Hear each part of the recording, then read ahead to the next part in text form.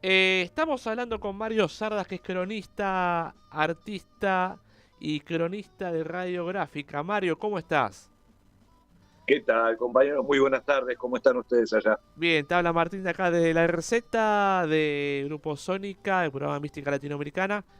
Y nada, en principio, bueno, como estamos conmovidos un poco por lo que viene sucediendo en cuanto a esta cierre de los sitios de la memoria, a estos despidos, y me conmovido mucho por lo que sucedió específicamente para alrededores del año nuevo, que ahí empezaron a mandar una serie de despidos, de cartas de despido a muchos trabajadores con la amenaza de cerrar el sitio de la memoria de Haroldo Conti. Contame un poquito que vos estuviste allí cubriendo cómo viene la mano.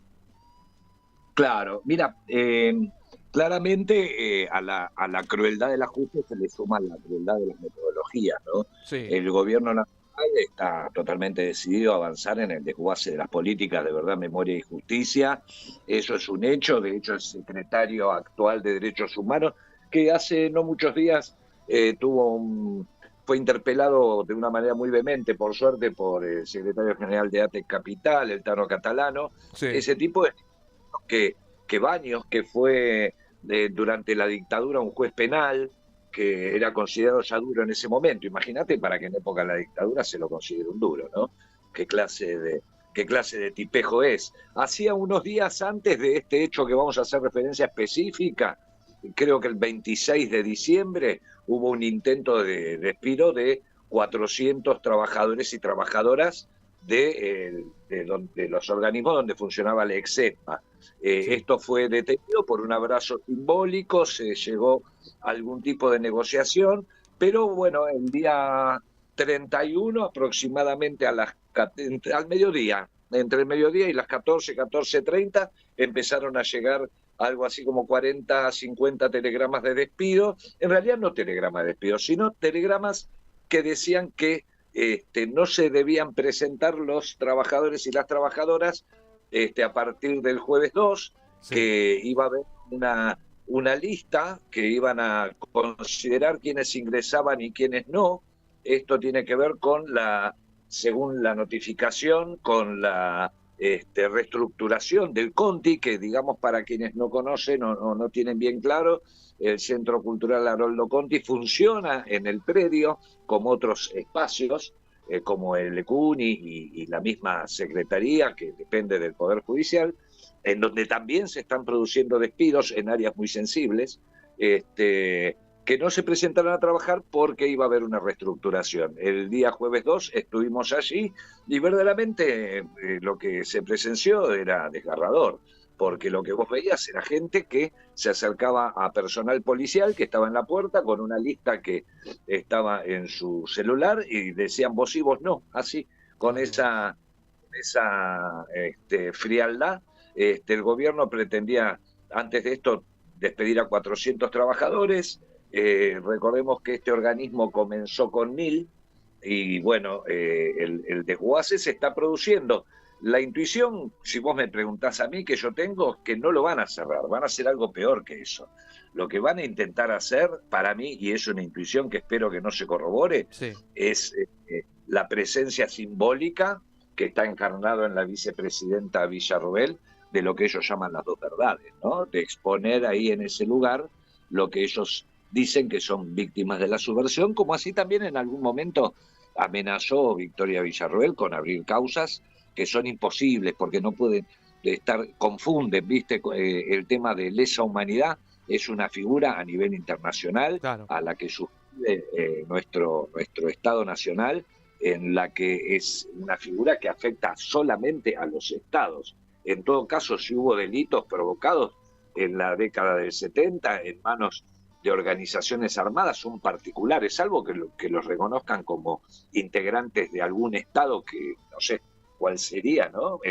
Pero claramente es una figura jurídica de rango internacional que tiende a equilibrar los abusos de fuerza por parte de los estados, ni más ni menos que como está haciendo este gobierno, ¿no? La utilización de la fuerza bruta, de la estigmatización, de la censura, de la persecución, de los de la estigmatización de los manifestantes llamándolos terroristas. Recordemos que durante el tratamiento de la ley base fueron detenidas más de 32 personas encerrados en cárceles federales, acusados de terroristas, con apremios ilegales. Es decir, esto está en el mismo marco. El cierre del Centro Cultural Haroldo Conti, aunque sea a partir de 2 de enero un hecho, según ellos, pasajero, dejando a los trabajadores en lo que ellos llaman guardia pasiva, y que se queden, decía así, en que el personal queda en guardia pasiva en sus respectivos domicilios, atentos a convocatorias que se cursarán por etapas a los fines aludidos. Muchas gracias, decía el texto que les enviaron. Incluso aquellos que hubieran adherido al plan de retiros voluntarios, que se encuentra vigente, que tampoco van a poder ingresar. A todo aquel que no haya adherido al plan de retiro voluntario, se haya adherido por falta de interés propio o porque no lo haya considerado trabajador imprescindible para obtener su continuidad mediante el artículo 9, no debe presentarse.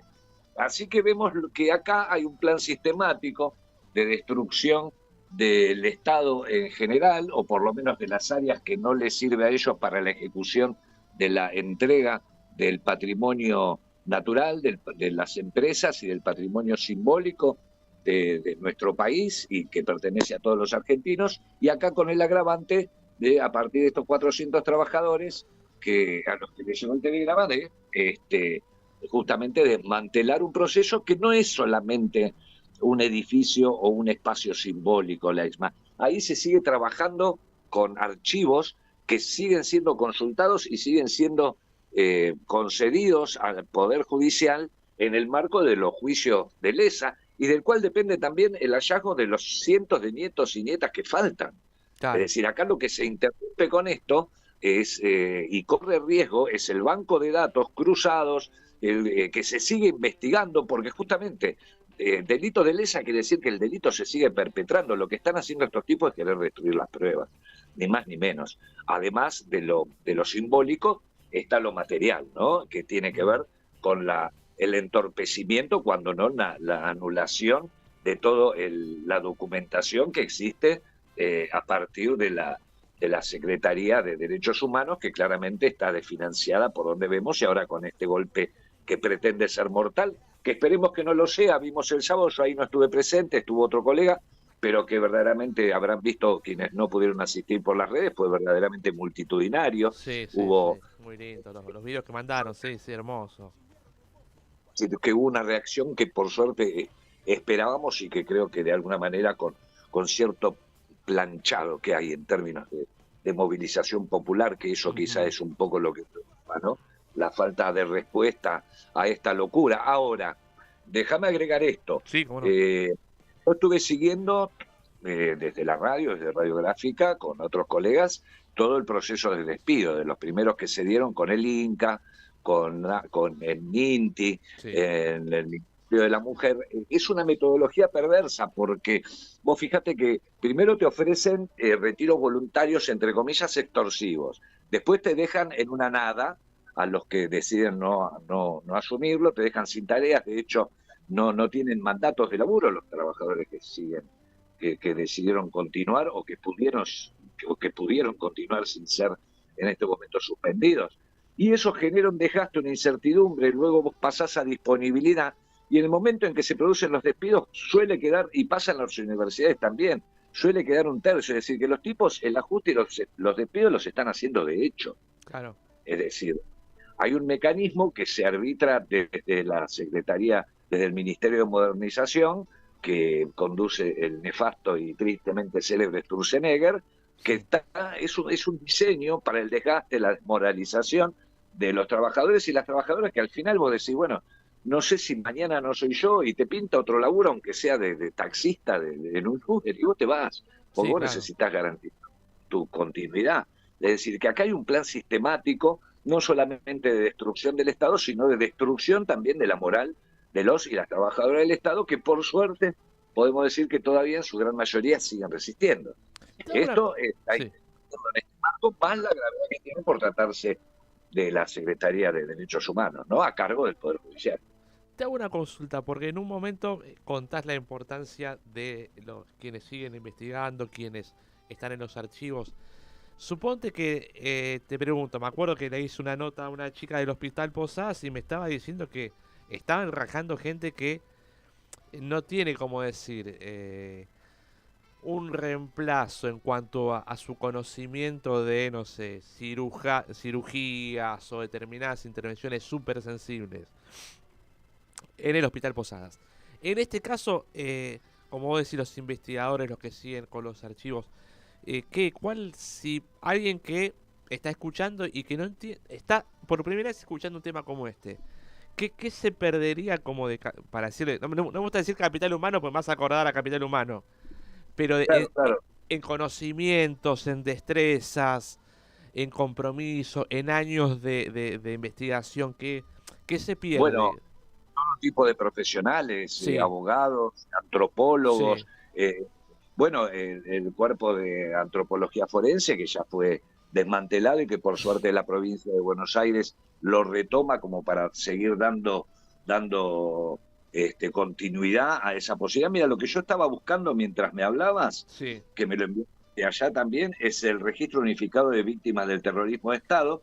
Es una base de datos de información actualizada sobre víctimas del accionar represivo ilegal del Estado clandestino.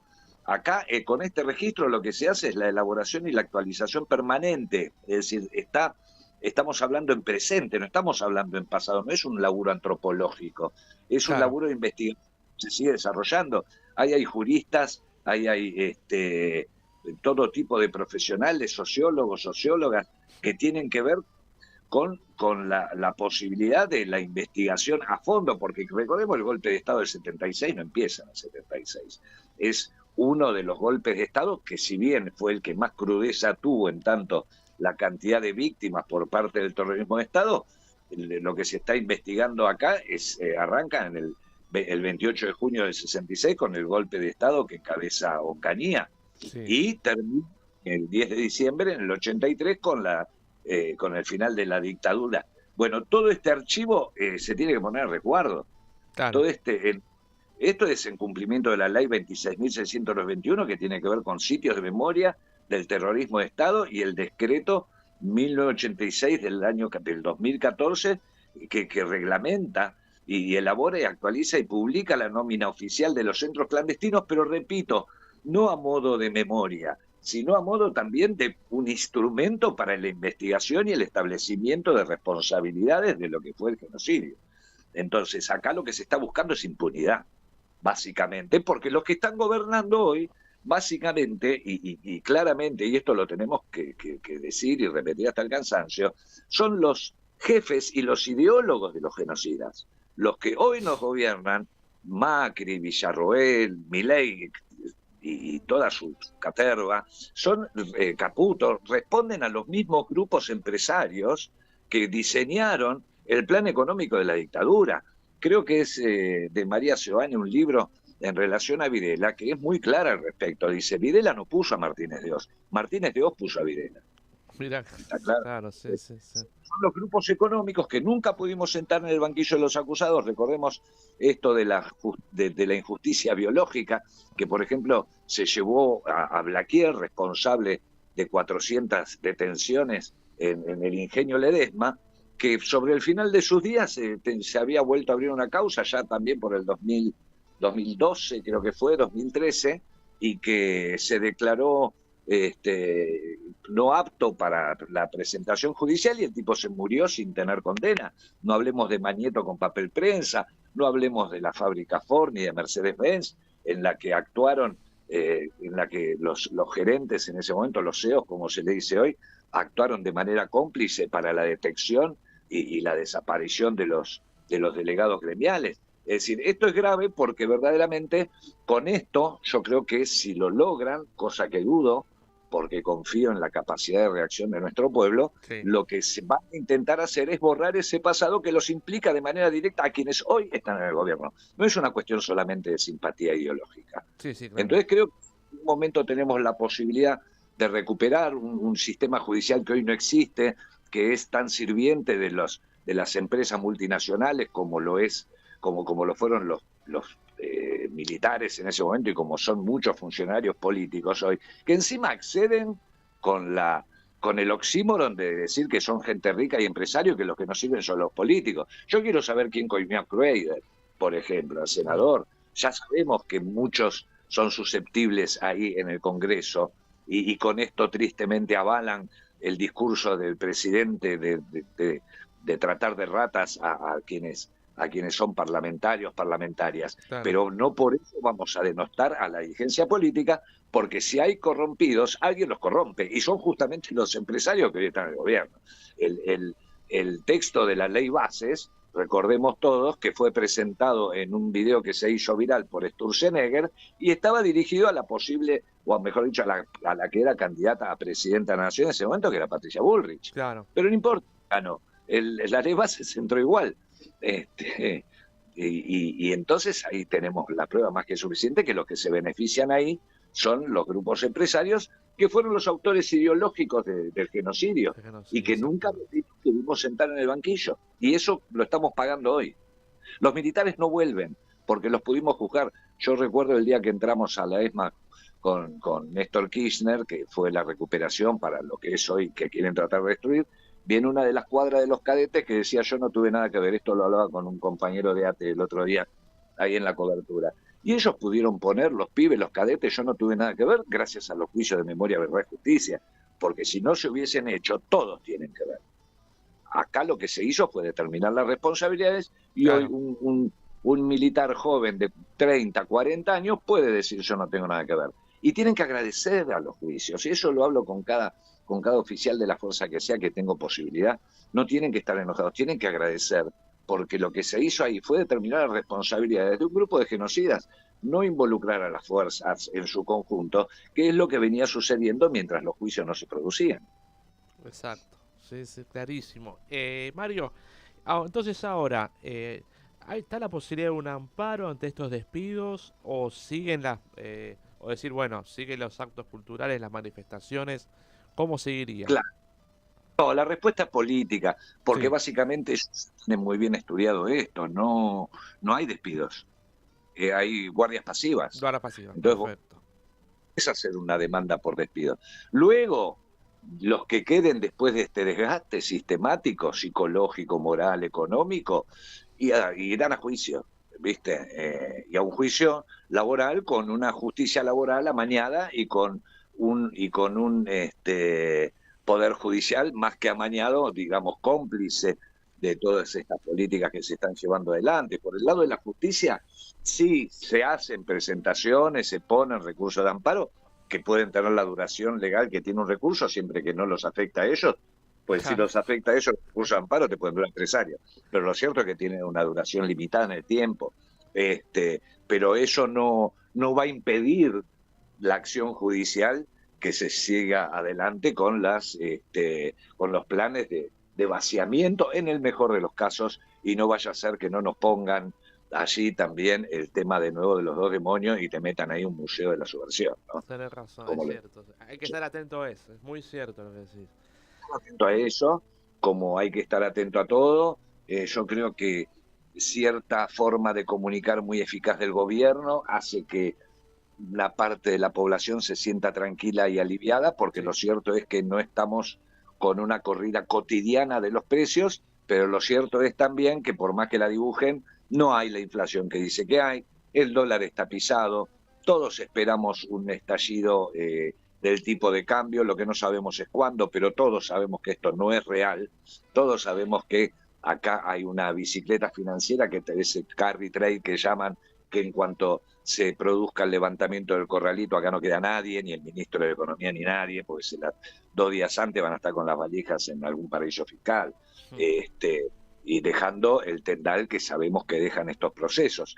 De esto creo que todos, ellos y nosotros, tenemos la certeza. Lo que no sabemos es cuándo. Mario, ¿dónde te pueden escuchar? ¿Dónde...?